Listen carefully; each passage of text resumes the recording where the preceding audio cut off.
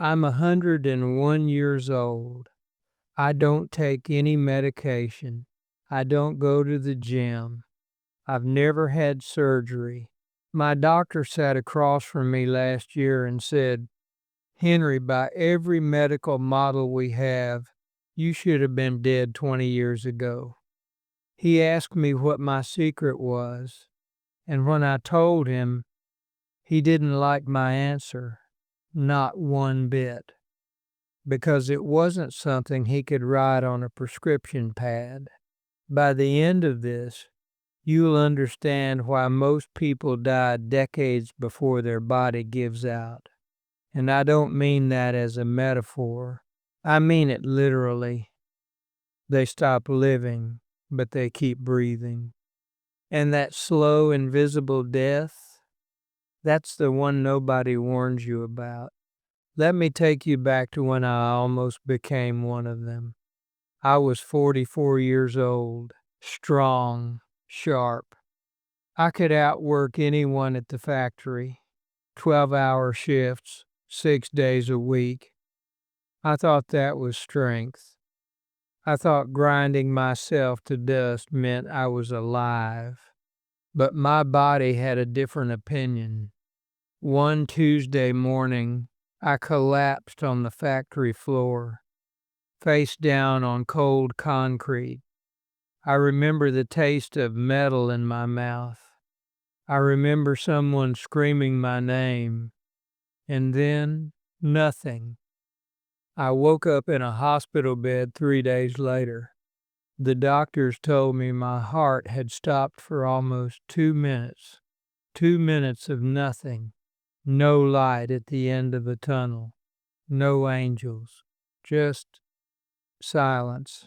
They ran every test they had. Blood work, scans, monitors. And then the doctor, a young man who couldn't look me in the eye, sat down and told me I had maybe 10 years left. 15 if I was lucky. My heart was damaged. My blood pressure was a disaster. My body was shutting down at 44. You want to know what I felt? I didn't feel scared. I felt embarrassed because I knew right there in that hospital bed that I had done this to myself, not through bad luck, not through bad genes, through choices. Thousands of small, stupid choices I made every single day while telling myself I was fine. Here's what nobody tells you about dying slowly. You don't notice it happening. You don't wake up one morning and think, "I'm killing myself today." No, you pour your fifth cup of coffee. You skip the walk because you're tired. You eat whatever's fastest because you have no time. You swallow your anger because you don't want conflict. You lie awake at 3 in the morning replaying conversations, but you tell yourself that's normal. It's not normal. It's a countdown, and I was sprinting towards zero. But here's where my story takes a turn that no doctor ever predicted. After that collapse, my wife, Margaret, God rest her soul, she sat next to my hospital bed, and she didn't say, "I'm sorry," or "it'll be okay." She looked me dead in the eye and said 5 words. "You forgot how to live." Not "you need to eat better," not "you should exercise." She said, "I forgot how to live." And those 5 words cracked something open inside me that 50 doctors couldn't have reached with 100 prescriptions. Because she was right. I hadn't laughed, truly laughed, in years.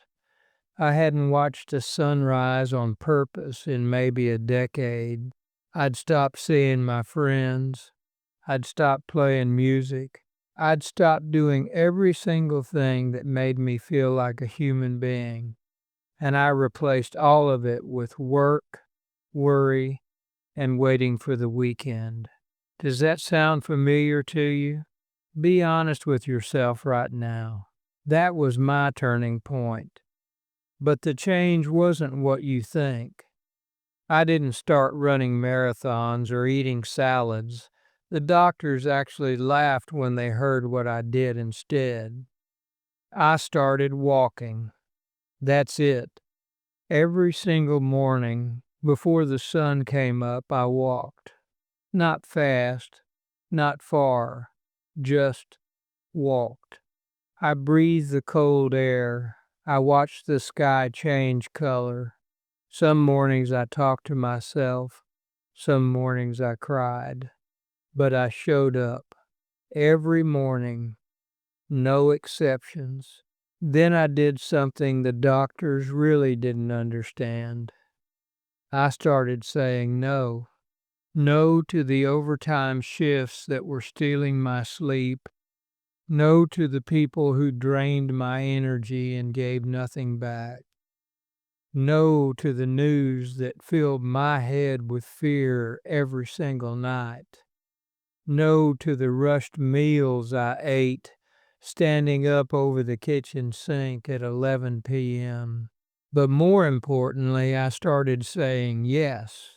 Yes to sitting on the porch with Margaret for an hour after dinner, saying nothing, just being together.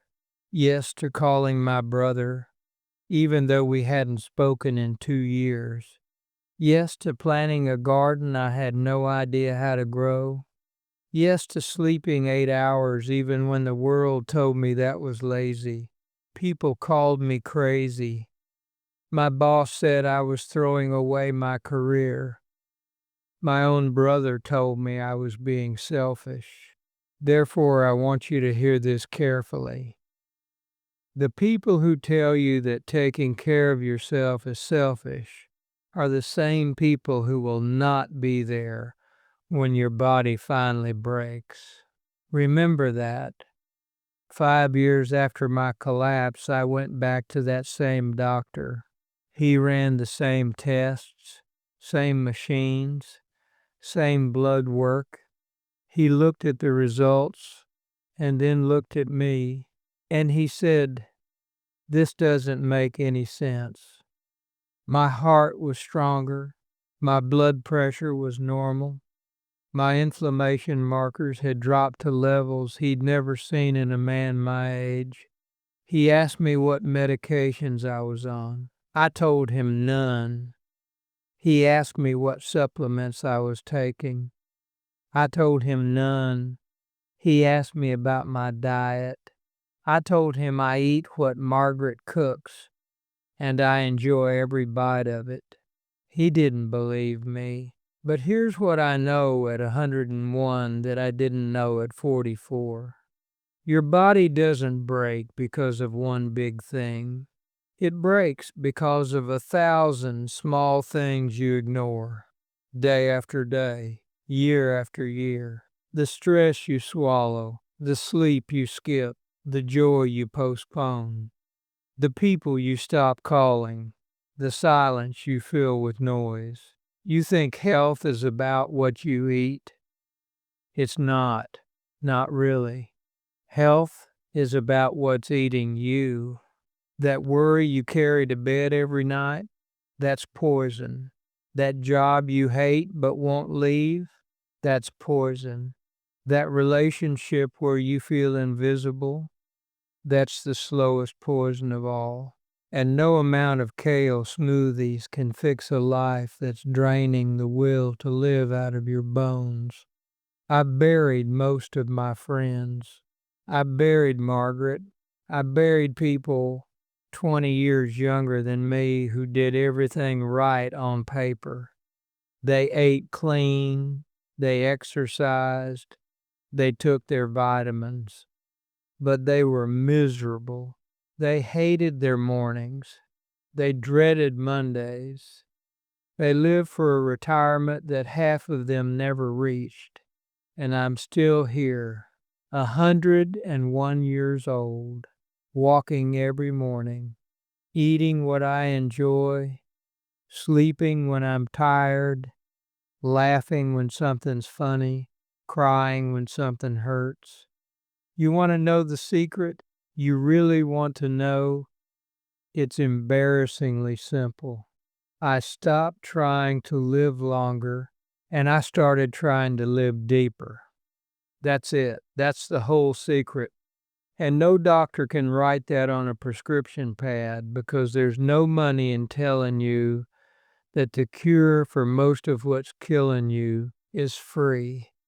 Go outside, breathe, call someone you love, and say it out loud. Do something today that scares you. Eat the meal slowly.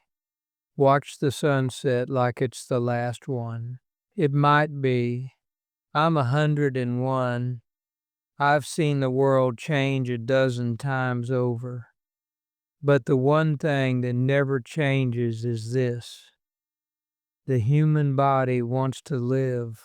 It is fighting to keep you alive right now, this very second. But it can't win that fight if you've already given up on the inside. Don't wait for a doctor to tell you it's too late. Don't wait until you're lying on cold concrete with metal in your mouth. Start today. Start this morning. I'll be out there walking. And if you're lucky, I'll see you out there too.